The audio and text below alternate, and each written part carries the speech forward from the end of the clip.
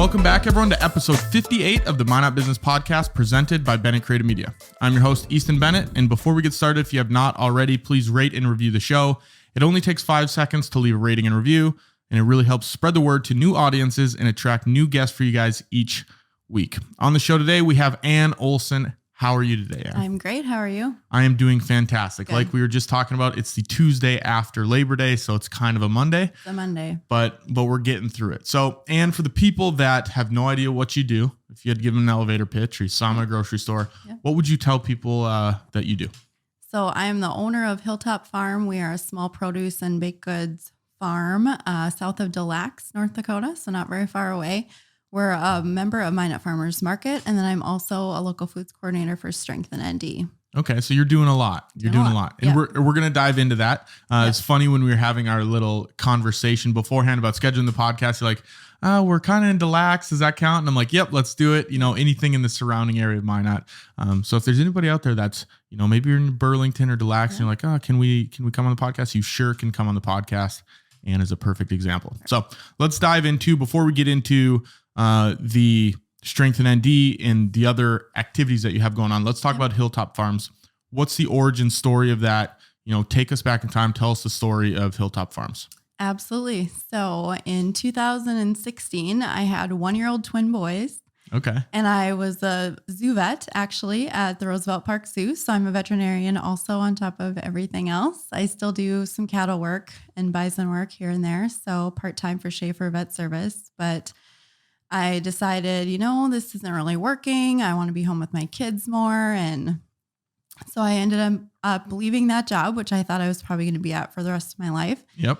And life changes, you know, things happen. And so it was a good transition. Then I thought, well, what could I do? I don't know if I can be at home all day long with the kids and, you know, got to do something creative. What can I do to maybe make a little income and get out and see people? And that's kind of where the market garden started. Okay. And my uncle has been market gardening since 1976. So he's a wealth of knowledge. What is market gardening for the people that don't know? So market gardening is kind of just a term for we're going to be producing vegetables and fruits and whatever, and maybe baking and canning, and we're going to take it to farmers market and we're going to offer it for sale. So we're not just gardening for ourselves, which we've always done at our farm, but we're going to now offer it to others for sale. So. Okay. So then 4 generations, I was doing a little bit of creeping on you. Is that factual? Yeah. Well, so actually my kids will be 5th generation. Okay. So the farm started in the early 1900s when my great-grandparents moved there, and my grandma was actually born on the farm. Oh, really? And then they made a couple moves. They still kept the land in the family, and then she ended up getting married and moving back to the original farm place. Her and her husband put a house on there and a barn and had some cattle and had 6 kids. And she was a wonderful gardener. So I wish she was still around to kind of share this journey with me. But she named it Hilltop Farm. So in 1947, she was standing there. They were getting the story goes, I guess the family lore is that she was standing there looking to the east. And we're kind of where the hills start west of Minot. And she said, I can see everything from here. I can see Minot. So she named it Hilltop Farm. So that's the story behind the farm name, and the rest is history. So okay, that's what I was going to ask, where the origin of the name came from. That's one of my favorite things to ask people, like business owners, like, how did you come up with your name? Because I always like to hear different stories of it. I just slap my name on there and then pick media, but it's interesting to see where those names come from. Yeah. So you then, have you always been interested in the farming industry, or when did you kind of get into this? Because obviously 4 generations, you have to have some sort of experience with it, but were you always like, man, I want to work in the farming industry?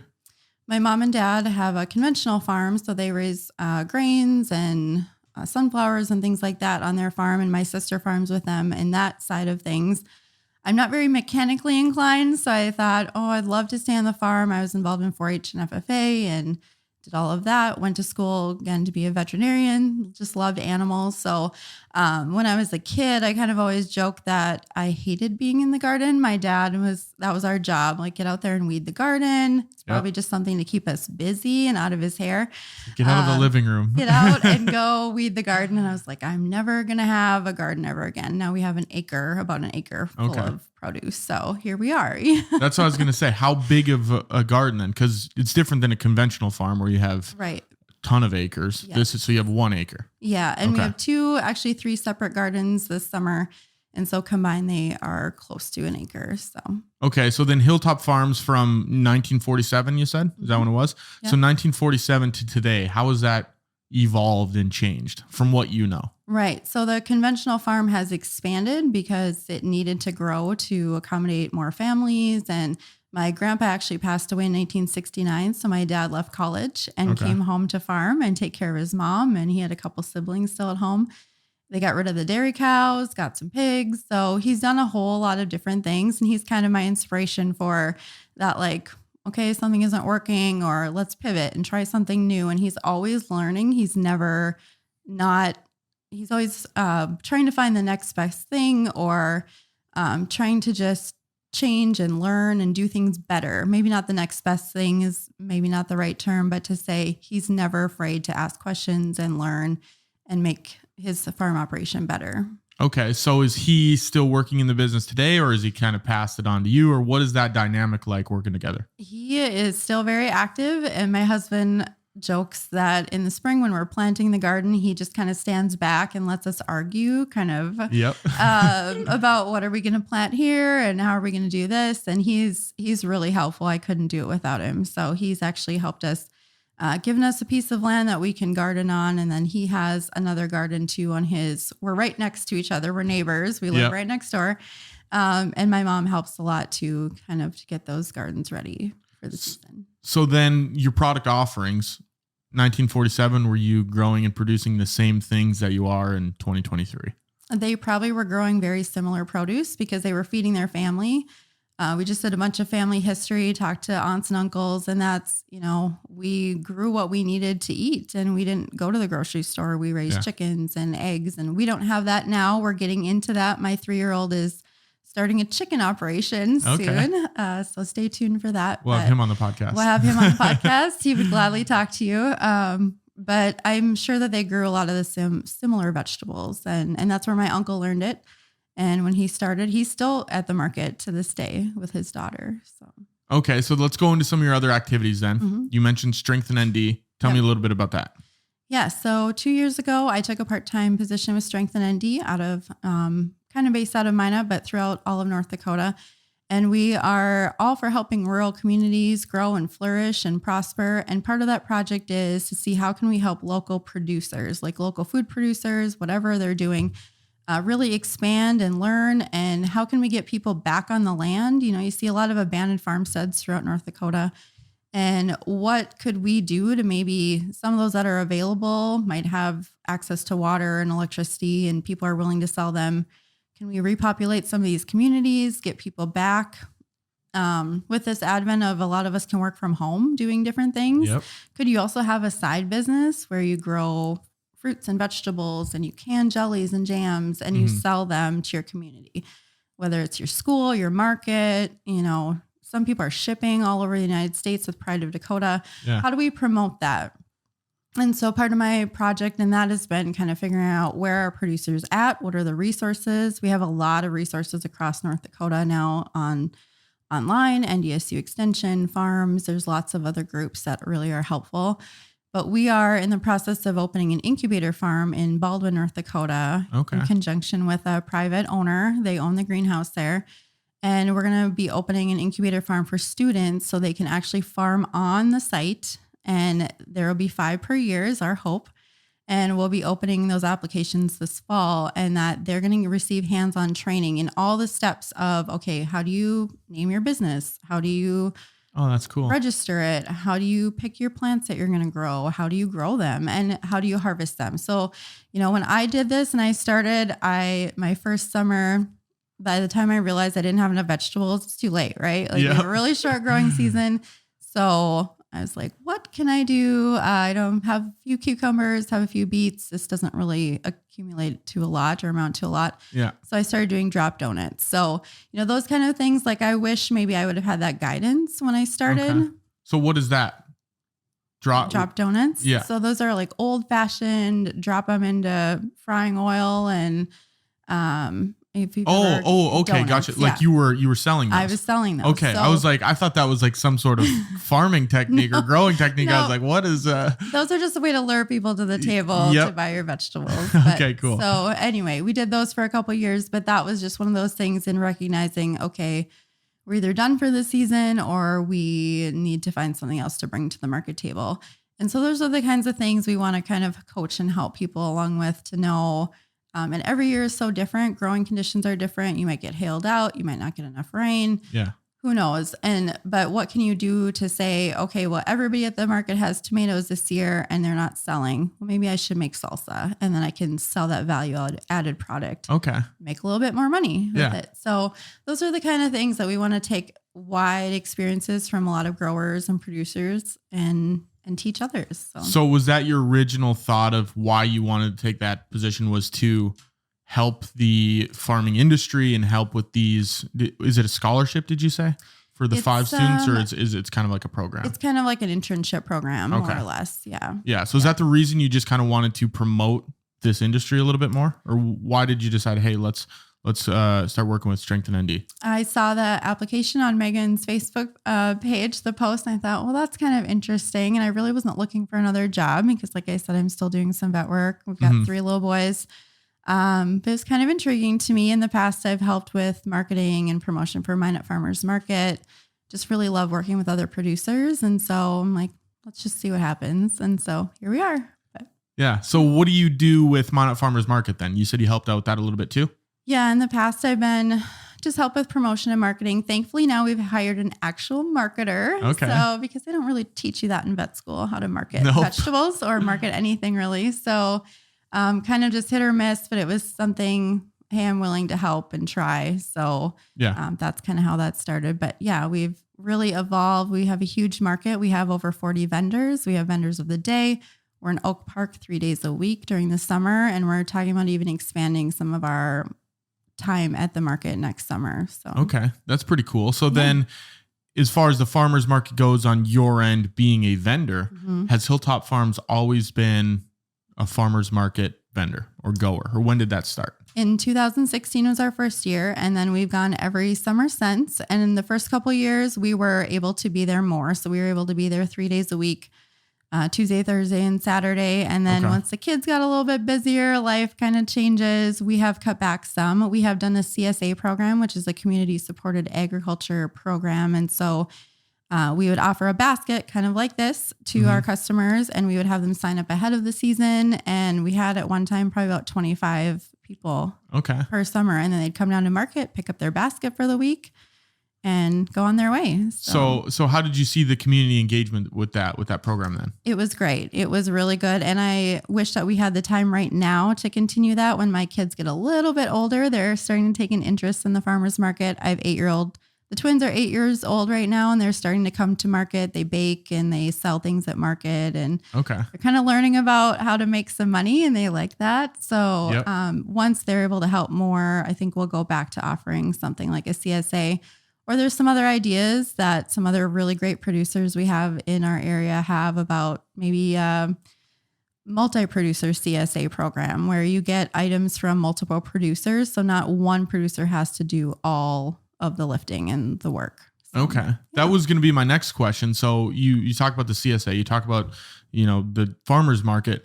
Are those the main 2 avenues where these producers are making money, or what are the different avenues that people can go if, maybe someone listening to this, like, I want to start something like this?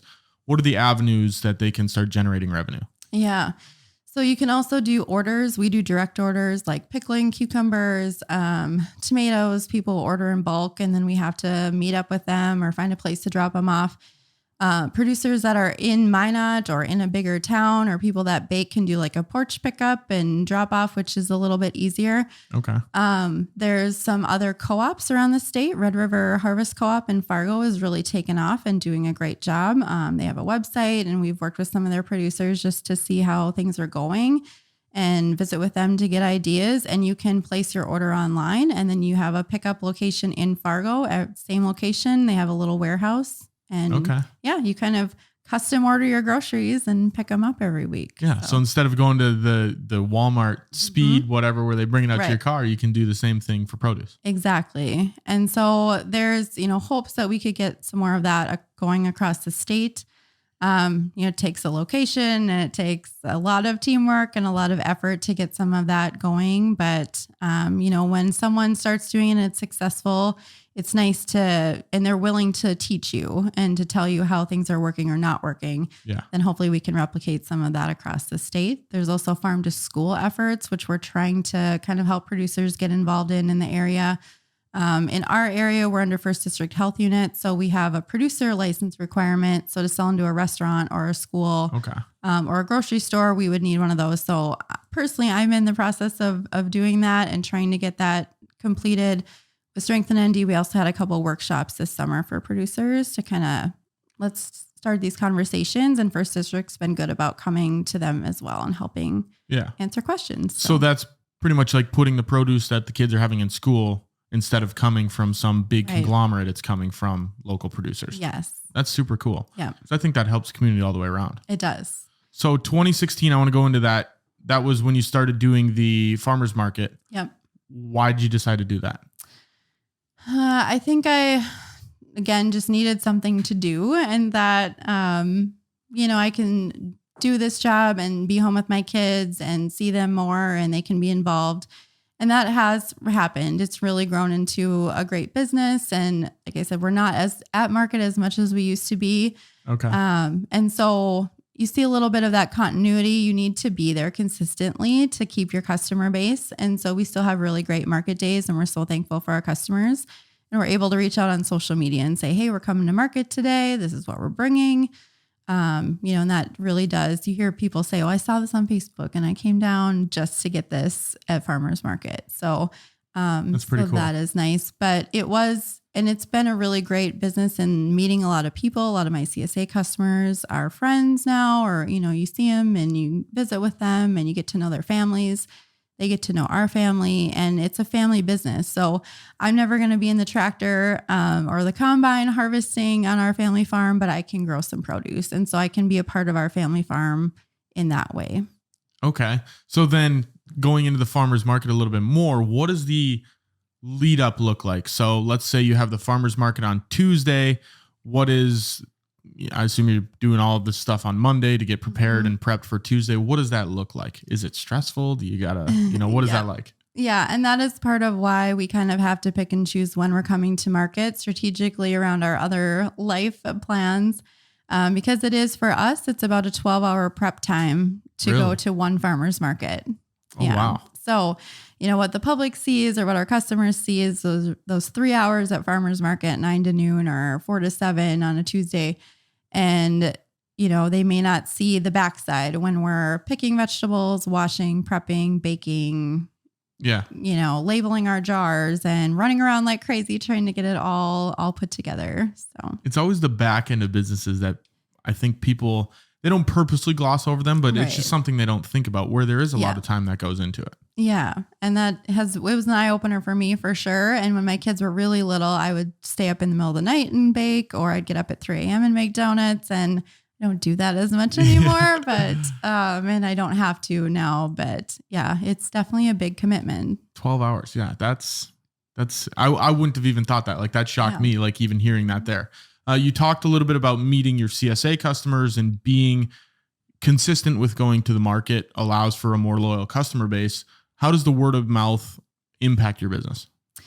I definitely have that as well, like with our cucumbers. So people like to make their own pickles in Minot and across the state too.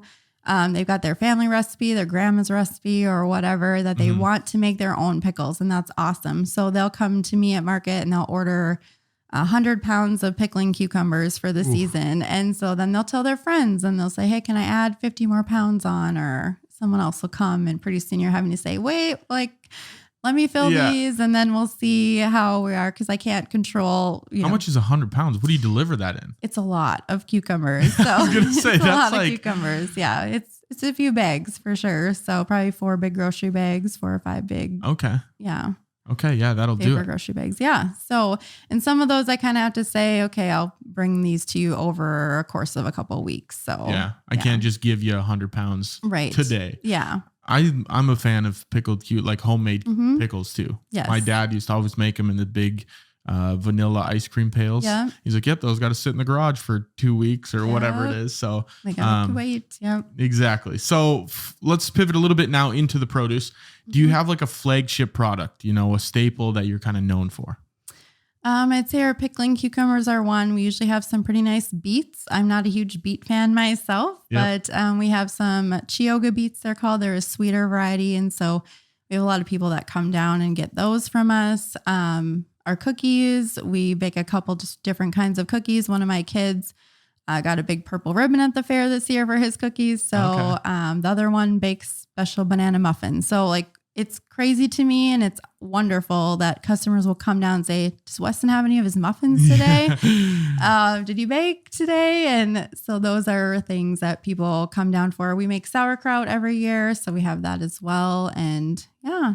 That's kind of our biggies. That's awesome that that your kid is like, he's becoming, people are searching out for him. So then when he takes over with the 5th generation, they're gonna be like, I've been buying cookies from you since you were like 5 years old. Yeah. No, that's super cool. All right. So before we get into any more questions, let's hear from this week's sponsor, Midco. Is your business moving up and to the right? Put Midco's business technology to work for you so you never have a slow day at the office. From premium internet and phone plans to custom private networking and advertising, they have a solution for every type of business, large or small. Get paired with an account representative to create your suite of services and make the switch with ease with dedicated business client fulfillment and support teams. No data caps, flexible contracts with month-to-month or long-term options, built-in DDoS protection, and more. Explore services and request a free consultation at midco.com/business today. Okay, Ann, so let's get back into the questions. We were talking before this, talking a little bit about Strengthen ND, and you mentioned that you had a couple interns that have been brought on. Was it just this year? Yes. Okay, so this year was the first year. Tell me a little bit about that. What did that whole program and process look like for bringing those interns on? Yeah, so we knew we were preparing for this incubator farm, and we would have interns down the road and what our program would roughly look like. And then last winter, I had an FFA instructor reach out and say, hey, I've got this guy he's graduated out of high school and he was an FFA and he's looking to start a produce business. Would you be willing to talk to him? Okay. Not even knowing anything about what we're working on currently. So we kind of took him under our wing and started working with him. His name is Cole Foster.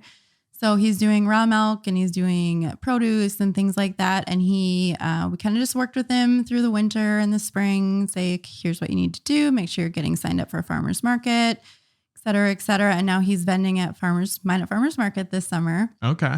And then we also had Esther's Acres. I don't know if you follow her on Facebook. Yep. Desiree Carlson. She's amazing. So she's actually going to come on the podcast later this month or early next month. So yeah, she's awesome. She is awesome. And so she did a podcast for Strengthen ND. They just visited with her a little bit about her farm and her sustainable egg and renewable egg projects and what they're doing with their family farm. And so I reached out to her. I said, hey, like we're doing this little kind of rough draft of an internship program. If you need anything, I've done a CSA before. Yeah. Please let me know if you need anything. And so now that started a really great relationship and friendship. And she's actually going to be coming on board with Strengthen ND too to help with our incubator farm soon here. So she just has a really great knack for social media and for educating others. And I think that's just a beautiful gift that she has to share. So we've been working with them on their produce farm, just kind of help here and there. We did a project in conjunction with Launching Leadership. It's a project program for 9 through 12 year olds. 9 through 12 graders. Yep. And then also with the local 4-H club that my kids are in, the Dakota Stars. And we got a grant from NDSU Extension to do a produce garden. And we did on our farm this spring. And then we ended up, Esther's Acres grew the produce plants, starts for us. The kids planted them. And then through the summer, we're going to be donating, now that the produce is ready, donating it to we're probably looking at Project B, taking the produce to, and then having the kids help harvest and kind of do the follow-up on that end. So that's cool. She's just such a huge community supporter and really great. And she's doing well at Farmers Market as well. And then last year, I took the Co-Starters program. Yep. And that was that downtown at the Carnegie Center? Downtown at the Carnegie Center through the Minot Chamber of Commerce. Mm-hmm. And so I took that because I thought, there's probably times that I have glossed over a lot of important things because I just started this business maybe more as like a hobby, something to do. I need to start treating it like a business. And what can I pick up to help teach my interns about business in this field? So I took that class, and then later Mark from Chamber reached out to me and said, hey, I have this grower. Her name is Vanessa, and she wants to do garlic, and she was in the spring class. Mm-hmm. So she's now the third farmers market vendor that we have and that we're kind of helping to guide through their first growing season. So that's super cool that it's almost like collaboration, because in business, sometimes there's competition where it's like, well, I got to sell mine before you say, and it's better when you look at it as collaboration. Yes. Moving forward with these internships and these partnerships, what do you envision that to be in 2, 3, 4, 5 years? I see a lot of really great things in that. Yeah, there's competition at farmers market. Obviously, some of us are selling the same thing. We'd like to go home with less of it than what we came with because we don't want to go home and do something with it. And you have to have that competition, but you also have to have the collaboration. You have to have all these vendors there together, or you're not going to get as many customers. You're not going to get as many shoppers. That's what your goal is. You want to draw in people and bring in new people to shop there and shop from all of your booths, not just one. Mm-hmm. And so that's something I see in this great group of producers. They're excited to learn. They're willing to ask questions and go see things and tour other farms and expand their knowledge. And that's where I see maybe some sort of Minot local food hub or a co-op or that multi-producer CSA happening where there's producers that are willing to work together to make their businesses better. That's cool. I like the idea of the multiple person CSA because that's the one. When I talked to Desiree, it was months ago. That was her thing. She said, "Oh, we're starting the CSA," and she gave me the rundown of what it was. Yeah. And I was like, "Oh, that's super cool. I've never heard of that being done. Maybe that's just being naive or just being young, but whatever it is, it's cool if you could do a partnership where different producers are joining in on that." Has that ever happened before in Minot or other places? We did.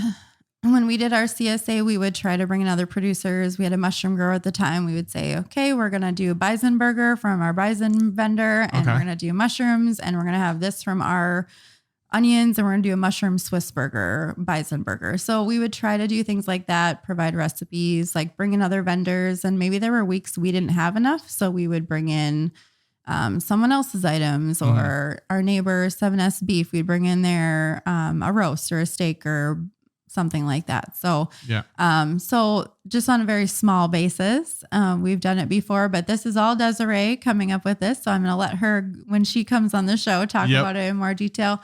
But it's just great to see producers working together. It's really wonderful. Yeah. And going back to the collaboration, you can't produce everything. Right. Whereas you partnering with these different producers is only going to amplify that product. Right. But yes, we'll get into that when she comes on the show. Challenge-wise, is there anything that came up, any big challenges that came up over the years that you had to overcome? I think the weather. We had a couple years, one year in particular, really bad drought. So we were watering constantly. It was kind of just keeping the produce alive or the vegetables alive. It wasn't maybe the most wonderful, bountiful year, but learning to adapt in those times and, conveying that to your customers that maybe this is why something doesn't look as good as it should, or this year there's been a lot of insect pressure. So, how can we fix that? What can we do with it? And I think overall just learning that when you said you can't produce it all, I've definitely tried. Much you of had to find out the hard way. My family. My husband works long, long hours. And when he comes home and I'm like, hey, let's go dig potatoes or whatever. And he's great about helping. I couldn't do it without him. But, that's just learning what do we focus on? I think I'm finally at the point where I'm like, okay, let's just focus on a few items that we can really do well. And we can still have smaller amounts of the rest of it for us personally, but we don't have to have. You don't have to distribute everything. Yeah, we don't have to have all the things. So, and now that we're getting into this farm to school and produce licensing, I think that's where my heart is to really focus on that and see if we can make that happen. Okay. Let's get into that in a second. But as far as the weather goes, this is a personal question I've wondered on for a while. What do you do when, you don't get enough rain one year, or like you said, you get hailed out? What do you do in those situations? Yeah. If you get hailed out, there isn't a lot you can do. You can kind of wait and see. A lot of the vegetables will come back if it's not too bad. But sometimes you can replant something that's a short season, that's a fall growing produce item or something. Or you're like, well, let's focus on the baked goods this year and kind of fill that gap. And with the rain, we do a lot of drip tape watering. So that's watering right at the root, and coming from our water source and goes down the tubes and just waters directly at the plant. It does save a lot of water anyway, but that's how we water typically. So can you get insurance on like if there's a dry year? Not really. Yeah. Yeah. There are, now that there's more produce growers that are in local food producers, there are some programs, but it's pretty expensive. And then it's more like, I have 8 acres of pumpkins. Yeah. More than, I have this smaller produce garden with a whole bunch of things. So you're kind of just at the mercy of the weather. And that's one thing, North Dakota especially, you never know what you're going to get. Right now it looks like something's on fire outside for the last couple of days, but you never really know. Right. So we talked about challenges a little bit. What about some triumphs, some wins? Is there anything that came up where you're like, man, this was awesome. I'm glad this happened? Our CSA program, for sure. That was a really good boost to our business. Really helped us to get that customer base. And they do, even though we're not offering the CSA, they still come back and shop at our table once in a while. We still see them. Once in a while, I'll reach out and say, hey, I'm going to do a basket this week. Spur of the moment. Do you want one? And they, probably will. I have one customer who bought CSAs from me religiously. This summer, she has her own garden and she's been sharing that with me, and she's canning with her kids. And I think that's just amazing. That's the most wonderful thing to see, that she's now doing it herself and she's taking it and teaching her kids. It's cool to see that transformation from her purchasing the products to she's like, I'm just going to do this myself now. Right. Yeah. That's super cool. Yeah. As far as, what was I going to go into? There was something really good. Oh, marketing wise. So you're talking about, selling the products and everything. Marketing wise, how do you, I know word of mouth is big. You said that earlier, but how do you, market Hilltop Farms? Mostly social media. And so, there's that word of mouth to say, hey, we're coming to market, but you really realistically don't have time to do that. I'll let Desiree talk about her success with the email list. We don't do that. We've done just mainly Facebook and Instagram. I'll post on Instagram and then it'll post to Facebook, and, try to get as good of photographs as we can. Try to get decent pictures of things, and make sure we're posting what we're bringing to market ahead of time, not while we're standing there at the market and it's too late for people to come. But is that a big thing people like to know before they come? They do. It does seem to help. When Prairie Sky Breads, when I kind of helped with the marketing, and they would post on a Friday what their list was, I mean, they'd have a line out their booth. Yeah. And that's great to see. And it's because people knew, or it's kind of reminded them of, farmers market is tomorrow. This is what Travis has. I better get down there and make sure I get my bread that I want. And especially if it's limited supplies. Right. That's probably, they're like, well, if he's only got 8 loaves of bread, whatever it is, right, I better get there and get that. I better get there on time. So and then we also do fancy decorated sugar cookies. We kind of started that during COVID when there wasn't anything else to do. We took some online courses, and the kids and I took them. And so we do custom sugar cookies for birthdays and anniversaries and things like that. So those are attention getters. And so, that kind of, and trying to post things that maybe aren't always farmers market related. We went to a nursery in Minnesota this weekend, picked up a plant, kind of a funny post of like, oh, I'm gotta haul this back in the camper, and you can, fill your camper with plants when you go to this good store. So we like to promote other people's businesses too, tag other businesses when we're at them. And goes back to that collaboration, that community. Yes. I think it's kind of like I scratch your back, you scratch mine type of deal, where if Right. you're promoting other producers, you're going to reap the benefits in the end as well. Yeah. Looking ahead, where do you see Hilltop Farms in the next few years? Whether it's 1 year, 5 years, 10 years, where do you see that going? My hope is that we are still doing farmers market in whatever capacity we have, whether that's the kids, kind of taking that part of it and running with it. I don't expect them to be market gardeners in 20 years. Hopefully they will if they want to be, but that they learn a little bit about business in that way and running a small business and what are the costs of goods and how do they make money and what does that look like? But that we're doing farm to school. That is my big goal, is that we're in farm to school. If we could get into a restaurant or two, that would be really exciting, but I'd really love to see us get produce license and then also help other producers get licensed also. So it's multiple producers in the area that can do that as well. So farm to school, how does that work if the main growing season, like there's a lot of winter in North Dakota. Right. How do you plan for being able to get produce to the schools year round? Not year round, but when they're in school. As much as we can. So Minot Public's interested. They have a summer food program for kids. So, it's matching that. Okay, could we get them cucumbers for that program? Are they willing to take potatoes in the fall? Like, what are they willing to take? What can their school staff handle?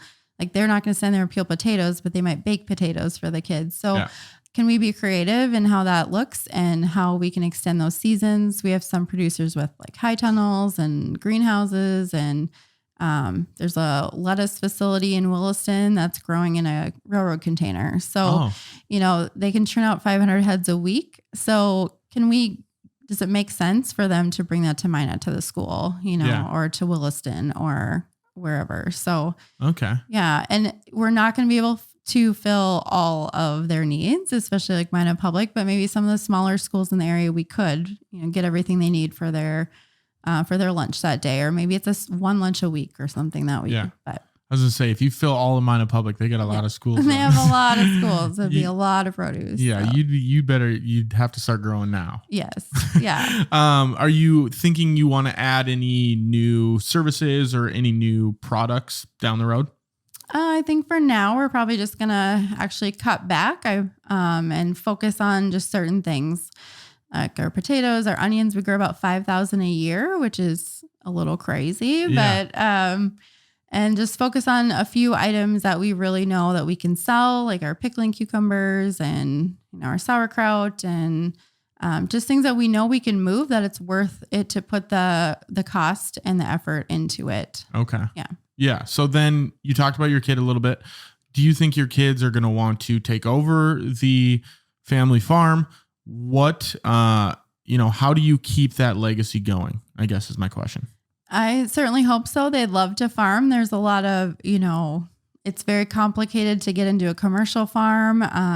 The three of them, realistically, it's not big enough for them to take over. Yeah. So if there's a way that they can become involved in agriculture, whether it's promoting it or it's actually growing things or whatever they're doing, I certainly hope that they will continue that.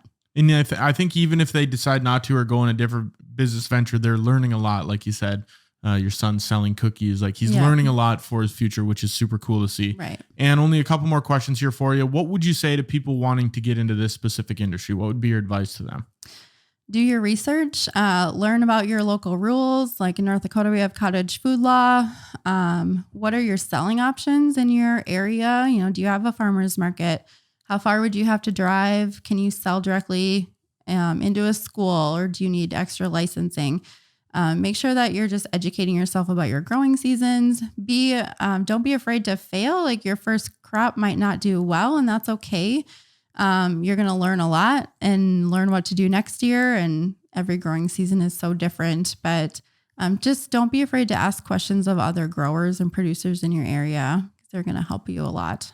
I think you gave me a lot of the answers I'm about to ask for, but you're an avid listener to the show. Yep. Mount Rushmore of business advice. Hopefully you saw it coming. Yeah. I need 4 pieces of business advice. What would you say they are? I brought a list. Oh, look at this.